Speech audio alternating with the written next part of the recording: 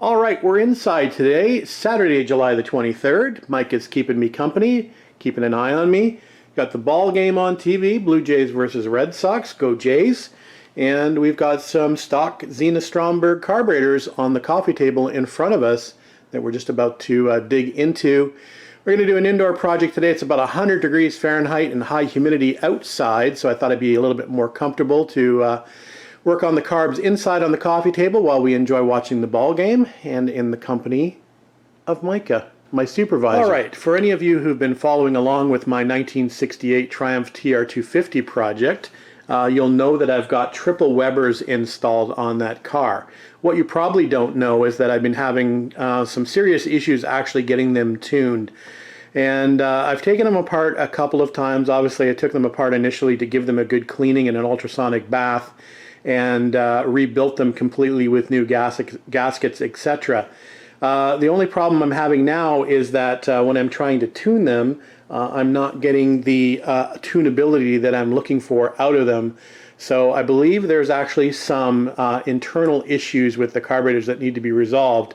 So what I thought I would do in the meantime is, while the car is still on the road, I really need to address getting the carburetors fixed. So what I plan to do is to rebuild a set of the stock Zenith Stromberg carbs, and I have a couple of sets here. Here's an early set and a later set. So the later intake manifold with the wider port spacing and the earlier intake manifold with the narrow port spacing. I've purchased this set to rebuild, so we're just about to go ahead and start breaking them down in order to rebuild them. I do have a rebuild kit over here for them. And in the process, we're also obviously going to try to also cosmetically improve the looks of these carburetors as well. There is some problems down here with the linkage. I do have some new bits for that. But between these couple sets of carbs, we're going to make one good set of carbs to put back on the TR250, at least temporarily, to get it up and running and on the road, and hopefully for our first six-pack trials that is rapidly approaching. So I'm going to start scrambling now. I've enjoyed the 1960 Triumph TR3A for the last month and a half or so, so we're going to put that off to the side and transition back to the TR250 and get that ready to enjoy for the rest of the summer and into the fall. So carb rebuild it is. I'm not going to take you through each and every step. There are several good videos on the internet already that show you how to rebuild Zenith Stromberg carbs, so I'm not going to try and improve on that, but I just wanted to give you some before and after shots of these carburetors before we go through the cosmetic restoration of them, so we'll see if we can make them look a little bit better than they do now. Alright, so here's the before, and I'll bring you along once I get them broken down. I'll break it down from the manifold into individual components, and we'll go from there. We'll have another quick look at them. This is a set we're going to probably be rebuilding. Again, I may need to use some parts and pieces from the other sets, but this is the intake manifold that we're going to be going with, and hopefully these are the carburetors we're going to be going with. I've noticed that the air valve is actually stuck in this car, but this one seems to be functioning as normal. There's a significant amount of rust on the linkage and on some of the operating parts, so we'll have to address that. But we'll do that, and we'll bring you along the way. Quick update. We've got the carburetors separated from the manifold, and that went fairly well. A little bit rusty, a little bit difficult to get the nuts off, but everything is apart, and we'll finish those bits over there. We have the carbs separated over here, and I think what we'll do now is we'll just take off the tops of the carbs, and we'll take off the float bowls as well and have a look. We'll also check on that air valve and see why that's sticking, and see if that's going to be an issue going forward. We'll probably also take this linkage bit off here, these little interconnection couplings. We'll take those off. I actually broke the fastener that was on there. It was pretty rusty, so that snapped right off. So I expect the same when I get the other one off the throttle shaft. It's probably going to break as well. Anyway, we've got extras of those to replace it with, so good to go there. All right, guys, Sunday night, and we've now moved into the kitchen, and we're working on the kitchen counter. And we've got the carbs ready to go in an ultrasonic cleaner. So borrowed the cleaner from Alin. I've picked up some cleaning solution. This is what I've got. It's an Amazon purchase, so it's supposed to be safe for carburetors. I know you can make your own solution with Pine Sol or Simple Green, but I thought I'd just be safe and buy the actual proper solution as opposed to trying to do a DIY.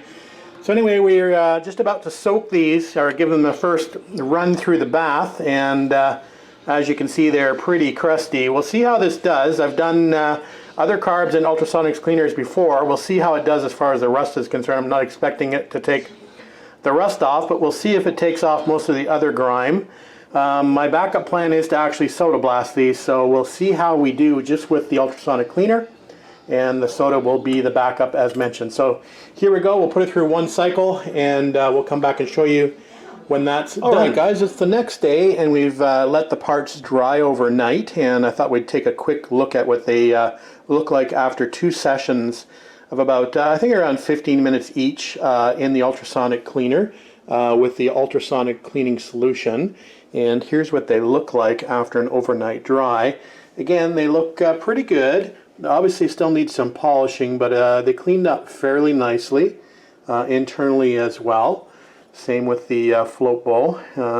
Need to do a little bit of cleaning down in there, but doesn't look too bad. And the carb body actually came up better than I anticipated. Actually, it looks pretty good. I don't think I'm going to have to soda blast it. It actually cleaned up quite nicely with the help of the ultrasonic cleaner and a little bit of scrubbing just with a toothbrush. Just after it came out of the ultrasonic cleaner, I just scrubbed it with a bit of Dawn and some fresh clean water. Obviously some of the parts are still rusty, so we'll remove those and we'll give them a bit of wire brush to give them some help before I give them a coat of paint. But internally they look pretty darn good, and like I said, the carb bodies actually came out pretty good themselves. This bracket for the throttle shaft or the throttle cable still is pretty rusty, so that needs some work, but that was anticipated. So just as a comparison, here's what we started with. Here's the matching pair, and you can see how good a job that the ultrasonic cleaner did. Maybe I'll just hold this up in comparison. If I can just sort of stand that there, you can actually see the comparison of the two. I think you can at least see that in the camera. Maybe we'll take a look at the other side. The other side looks a little cleaner actually. So here's the other side of the carburetor. Here's the before, and there's the after, significantly cleaner. So like I said, we'll de-rust these parts and we'll move on from there. I think I'll take you out to the garage. I've been doing a little bit of work on the intake manifold, getting that stripped down, so we'll go have a look at that. As promised, a quick look at the intake manifold. We have been working on it with some wire brushes, so I just have an assortment of brushes on the end of my drill here, some bigger round brushes and some of these smaller style brushes, both in brass and in steel. So we were able to get to most of the areas. There are a few small areas that are a little bit more contoured and hard to get to. I've got some Dremel brushes coming from my little Dremel to get into some of the smaller areas. Again, you could sandblast this or soda blast this if you wanted, but it came up pretty well with the wire wheels, so we're just going to finish it off with the small Dremel brushes. I'll show those to you when they come. So after that, I guess you have an option of just clear coating if you wanted to. Of course, you could get this powder coated if you wanted to, or ceramic coated, or just leave it in its natural state. Of course, it's probably going to tarnish over a period of time, but you could probably keep up with it. Anyway, I've decided I think I'm going to just use a engine paint, high temperature engine paint from Duplicolor, I believe it is, in aluminum. So, and then I'm probably going to clear coat it after that. So we'll take you through that process once we get to it, but it's looking pretty good. It's looking much better than what I started with. So you can see some casting imperfections in it from the factory. Not a crack, just some casting imperfections, a few more here as well. Anyway, we'll get to that painting point in the near future. Once we just do a little bit more finish brushing, we should be good to go. And while I'm here, I thought I would give you a quick shot of the Triple Webers that are going to be coming off the car temporarily. Like I said, they look great. I'm happy to have them in the engine bay. They're a nice piece of jewelry. But if they're not operating as they should, there's no sense keeping them. So that's why they're going to come off temporarily at least. We're going to go through them internally and figure out what's wrong with them. They will be back on the car at some point in time, but we'll probably put the stock Zenith Stromberg manifold and carbs back on, get it operating as it should, and then we'll swap those out and go back to the Webers. It's good to have a baseline to work with and then move forward from there. So that's what the plan is as far as the Webers are concerned. So it's not quite a simple swap. There's a few things I'm going to have to do. There's some things that have been modified to get the Triple Webers on this car. And for example, you notice that the little nipple here is capped for the water that would normally flow through the stock manifold. So you'd have a hose going from here to the manifold. Then you'd also have another hose. You're not going to be able to see this, but there's a Y pipe down here, and that would be for the output of the flow coming through the manifold. That's also been capped. So that means I need to find a new water pipe that runs along the side of the block or from the bottom of the water pump. I don't know if you can see that big fitting down there. So I've actually had to source another one of those pipes and another one of these nipples, and obviously the hose that goes there as well, and the hose that goes back here. So we've had to sort of source all of those things in order to make the stock carbs work. So there's a few mods that need to be done outside of just the carburetors themselves. The other thing I need to do is I actually need to run a different style fuel line. So I've got to find, I'm pretty sure in my parts hoard I've actually got the stock Zenith Stromberg piping for the carburetors. It's kind of a pipe that comes out this way, and then it's got a little bow below it that feeds the secondary carb. So it goes to the first carb, a bow below it, and then it feeds the secondary carb. So I have that somewhere, just need to find it. I know I've seen it in my travels somewhere, but I haven't been able to locate that bin yet. So again, a few parts I need to throw at this, just other than the manifold and the carbs, to make this work, but we'll do what we need to do. Alright, the little Dremel brushes have arrived. So we've got three different types. Got a little fine one here, a little brush style here, and just a little wheel style. And they work great getting into the tight little areas like down in there. So that's looking really good, nicely cleaned up. You can almost fit it to the car like this. Like I said, just maybe clear coat it and you're good to go. But or you could polish this further if you wanted to. But anyway, that's good and clean now, so we'll give that a quick wipe down with some rubbing alcohol and get ready for paint tomorrow. Alright, happy Friday, the 29th of July, I believe it is. Can't believe July is almost over. Long weekend up here, so we're going to do a little bit of work on the TR250. As promised, I did get back to the 250 sooner or later, so we've just got it situated here in the garage. On a bit of an angle. It is filthy dirty and dusty as can be, so that's playing with my mind at the moment, but I'm not going to worry about that. Today is actually shim day, so we're going to go back and we're going to do a little bit of shimming on the body in order to get the doors to open a little bit better. The gaps are good for the car, maybe a little tight at the rear, but they're pretty good all the way around on both sides. But the doors do not open and shut as good as I would like. They're actually a little bit sticky. So I prefer to see if we can get the shimming down a little bit better, so they don't bang as much into the striker plates or the catches when we close the door. So Alina's going to stop by and give me a hand today. And we're going to spend a few hours on it and see if we can make it better. I thought I could live with it, but actually having played around with it a little bit and open and close the door several times now, it's not something that I'm going to be able to live with. Well, hopefully we can get it better than it is. You can see where it's hitting the striker here on the bottom, where it's rubbing. So obviously the door needs to be adjusted, and the shims, etc., need to be played with. So we'll see if we can do that without affecting the gaps too much. Who knows, we might even be able to make them a little bit better. But we'll see how we do on this car. Again, this car has had a lot of work to it. Had a lot of work done on the B-post. I'm not even quite sure if the angle of the B-post is correct, but we'll make do with what we have to work with, and we'll see if we can get this a little bit better in the end. Lynn should be stopping by momentarily. We've got the Tims ready to go for his arrival, and the fridge fully stocked. So we've got some old shims here to play with, plus a brand new shim kit as well. So we've got lots of shims, that's for sure, and we'll figure out where we need to add and subtract as required to get where we want to be. Alright, I'm probably not going to film the process. It's going to be long and tedious, that is for sure, I can tell you that. It is a test of patience when you're doing shims on these cars.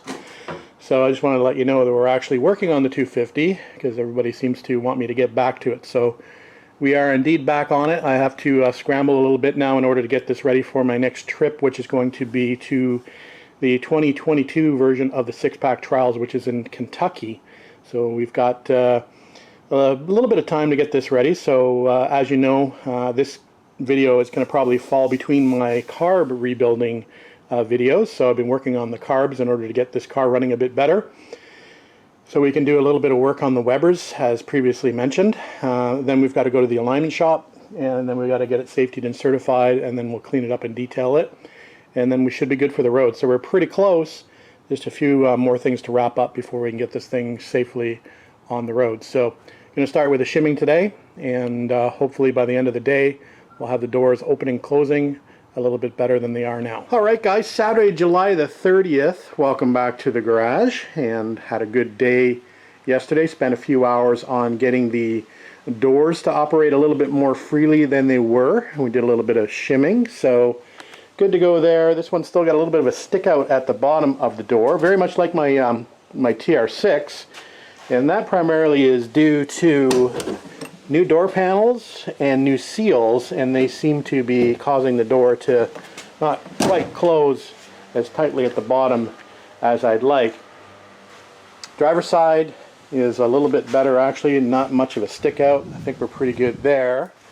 Does have a tiny little bit of a stick out, but again I think that will wear in, and the doors are operating much more smoothly than they were. So still got to give them a bit of a slam to close them properly, but I think we're happier than we were with the door opening and closing, so we'll call yesterday a success. So the project for today, unfortunately, is the removal of the Triple Weber Carburetor. So I'm having one good last look at them. They certainly do look good in there. I just wish they performed better than they are performing now. As mentioned, I believe there's something internally wrong with the carburetors. These are the carbs that actually were on the car when I received it. Now, all we did basically is took these carbs apart, re-gasketed them. We actually cleaned them up as best as possible. We did put them through the ultrasonic cleaner to clean out the passages, but I think there are some other components that are just sort of worn out. I'm not sure how the throttle shaft seals are, for example. That might be giving us a bit of an issue. So we're going to do a thorough breakdown of these carbs and go into them in more detail. Probably over this winter time. We're not going to waste any more time or waste the rest of the driving season, so we're going to swap these out for the stock Zenith Stromberg carbs.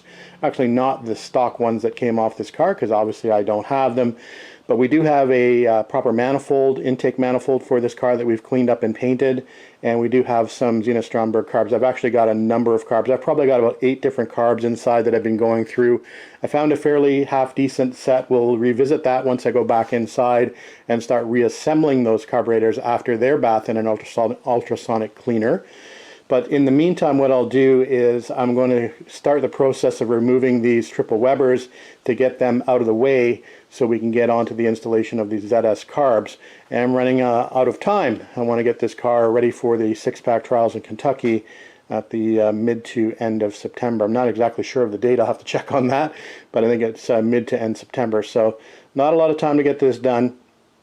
So I better start the project and give us a little bit time to get some testing and tuning done before they take this on a very long trip. All right, enough talking. Let's get crack-a-lackin'.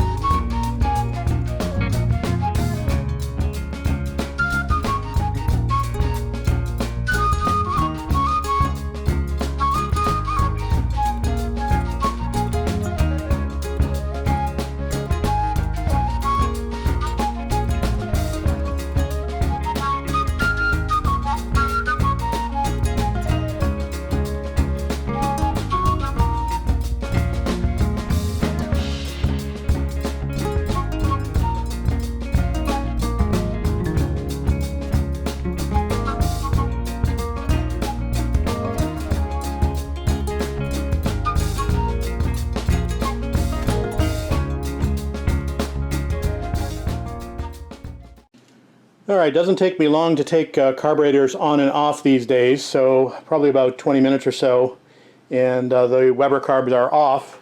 I did take some video. I'm not sure whether it'll turn out or not, but we'll find out.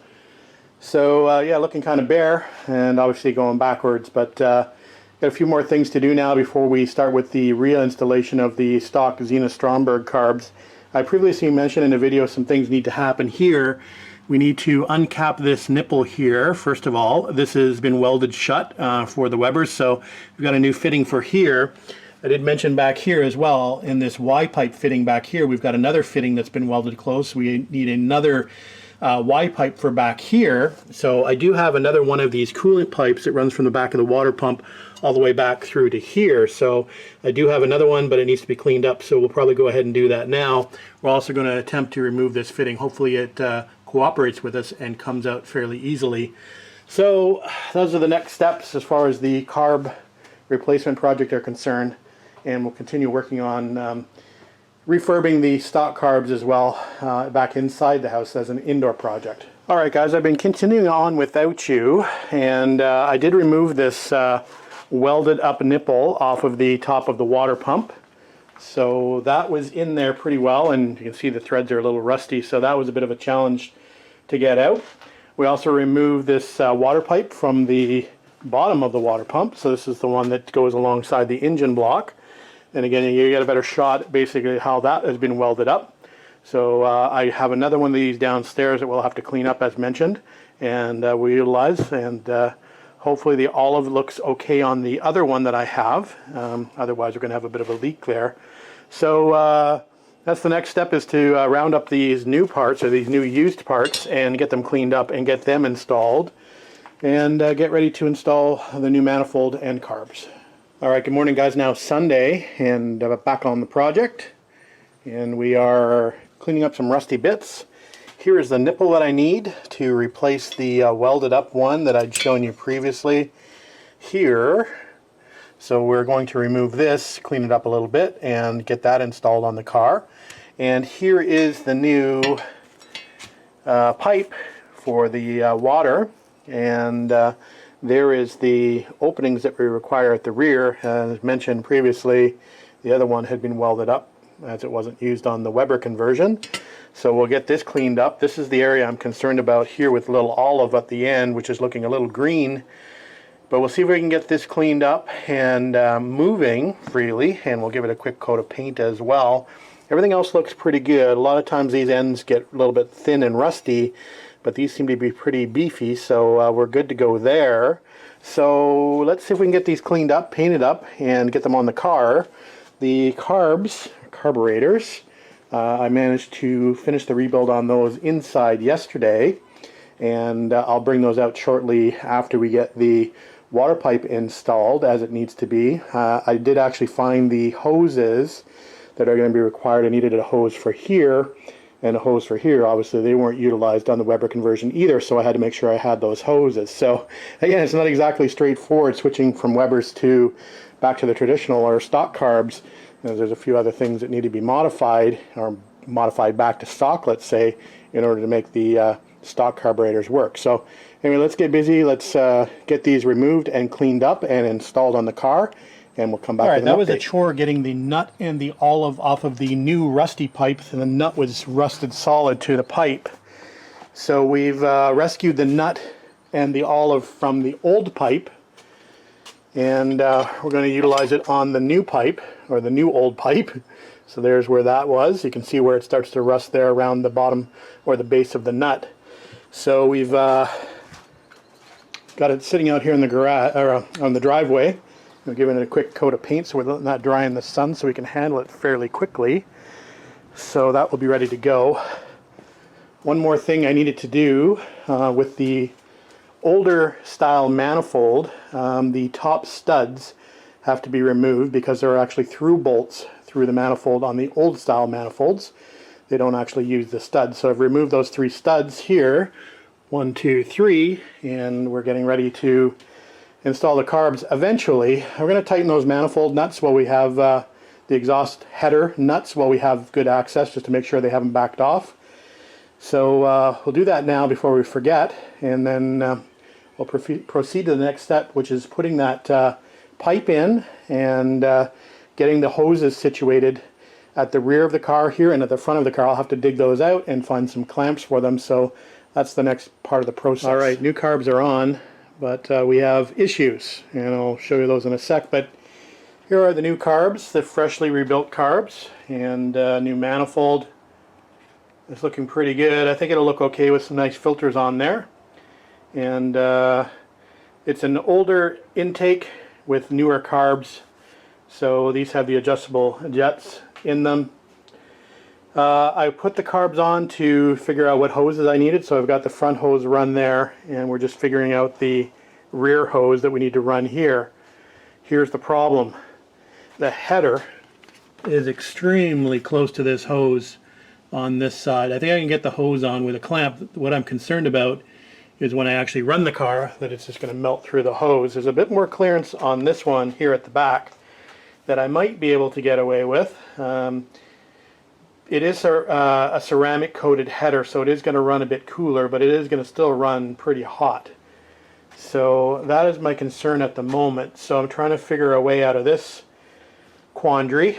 I'm going to go look at my other intake manifolds, and I believe one of them has a 90 up. So I might be able to run a 90 up and then the hose down. It's going to be a bit of a funky run for the hose in that case, but that might be my only option here. It's actually so close, I believe, that the nut is actually hitting the flange here, or the top pipe of the header. May actually have to spin the nut a little bit to make it flat. Just wanted to make sure that the carbs are actually sitting flat down at the bottom. We have the top screwed in, but it actually may not be sitting flush against the bottom flange of the head, because that nut might be keeping it up. I believe it's actually touching the header right now. Last thing I want to do is to have to dent the header in order to fit this manifold. But right now, I'm not sure what I'm going to do. So anyway, let me think about this. It'll be a takeaway, Diet Coke time, and cooling off period before we start getting the hammer out. Alright, back in the garage after taking a bit of a break, and I did check my other manifold, and unfortunately it's not going to work. The later manifolds actually had the pipe cast through the intake. It does actually have an upturned end, but it's not a fitting, it's actually part of the piping, so it's not something that you can unscrew and fit. The other thing I did is I did some research on the possibility of running this manifold without hooking up the water flow or the coolant flow through the manifold, and you can do that. There's some discussions on what that pipe actually does, and a couple of the popular opinions are that number one, that pipe is for if you're running in cold weather. It keeps the carbs from icing, and the other theory of that coolant running through the manifold is that it helps out emissions as well. And there's other theories as well, but I'm not going to get into it. Regardless, the thought process is you can actually run this manifold without actually running coolant through it. So in order to fix this issue I'm having with it interfering, in particular down here on the header, I think what we're going to do is we're going to run this manifold without coolant running through it, which essentially means I'm going to have to go back and redo everything now, and I've basically wasted a couple of hours actually finding, first of all, the other parts to put on the car, and then actually fixing it. So this nipple that was capped before, I have to go back to the capped nipple that was used with the Webers, and this Y pipe back here, which was capped, I have to go back to that. So I did all this work, and now I'm just going to have to go back and reverse it. So you definitely require some patience when you're working on these cars. So I'm going to be going backwards, removing these carbs, and undoing everything that I've just done, if that makes sense. So anyway, we'll get back to where we were, and then we'll come back again and continue on from there. So going to crank the tunes, just work away, and breathe deeply. You know, some days I don't think you're meant to be out in the garage, and this is probably one of them. So I removed the pipe, and I was just about to put the other pipe back on, and I need to reuse the olive from the other pipe, and I took the olive off, and then I proceeded to drop it, and apparently it's somewhere playing friends with the 10mm sockets, because I've now moved the fridge out and partially unloaded the workbench, and I still can't find where the olive dropped and bounced to. Somewhere in this area. Anyway, it gives me the opportunity to clean out behind the fridge, I guess. But we're going to give up looking for it. Probably within the next 10 minutes. If I don't find it, I'm just going to order another one and have to wait several days for it to come. Need some other stuff for the car anyway, but I really like to get the carbs installed at least and just finish up when I receive the other parts. Mainly just some vacuum lines and some fittings for the emissions. But not looking good at the moment. We'll continue on for another 10 or so and then we'll give up. Alright guys, we got the olive found and fitted. It took me about 15 minutes to find it. Anyway, we've got one of the plugs removed from the end of the manifold. Lots of galvanic corrosion going on between the steel plug and the aluminum. That was difficult to get out. I was just trying to give you a shot of what I can see inside here, and I don't know if you're going to be able to see this or not, but you can see how much crud. I don't think there was any water getting through there anyway, because it's just filled with rust, like a big rust plug. So I'm going to see if I can get a screwdriver in there and jam that out of there. Not like it matters or anything, but may as well try to take it out while I can. So I just thought I'd give you a quick shot of that as we move along. I can't remember where we left off, but we are back at where we were before as far as these fittings are concerned. So plug there and back down to the original plugged off there, and we've removed the two nipples here that go through the intake manifold. So that's looking better. That allowed that to clearance the header, and you can see how much clearance there is there. Not much where that fitting was. Like I said, it was hitting and not allowing the manifold to drop down, but now we can actually drop it down into place on both sides. So we're now good to do up the bottom fastener. So we'll get the footballs out and we'll do the bottom fittings for the manifold, and that will be the complete installation of the carbs and manifold, with the exception of all the fuel lines and emission lines that need to be run.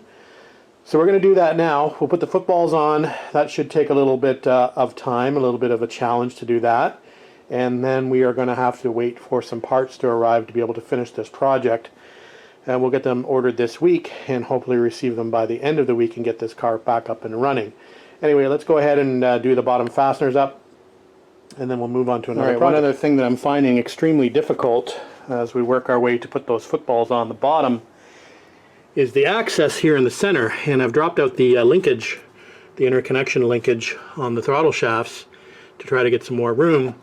But I believe I'm going to have to move this bracket as well off the rear of the carbs and be able to get into the two studs in here, because my hand is not going to fit in there. I've tried. Dropped one football on the ground already, and I can only imagine trying to, if I'm dropping footballs on the ground, I still got to get a lock washer and a nut on there and eventually a wrench in there to tighten that down. So I think what we're going to do is take this bracket off. It's held on by two nuts on the bottom of the carb here. So hopefully it won't be too difficult to take that off and out of the way. So yeah, this is quite challenging. More challenging than what I thought, as I basically said I was a bit of an expert removing Weber carbs and installing stock carbs. Well, never done an early manifold like this with a header, and space is at a premium. Let me tell you. Footballs are back installed, and I don't care who you are, no matter how small your hands are, without the removal of that throttle bracket, you are not going to be able to get your hand in there on an early manifold at least, and a header to be able to have space to get your hand up there to put the nuts on and the footballs and the lock washers. That was a bit of a challenge. Can't get a socket on the outside nuts either, and those have to be done with a stubby wrench. So a bit of a challenge, but managed to do it successfully. So that is on there now. Hopefully it doesn't have to come off. Hopefully we don't have any water leaks with our new olive that we installed there at the front. So anyway, let's see how things go. Now we're going to put the linkage back on and get that back in place. And then we're pretty much done with this project for now, like I said, until we receive some new parts, including the fuel line. So let's get that linkage back on, and then we'll move on to another project. My garage bunny has decided to stop by for a quick snack. Just hanging out. Checking out the TR250.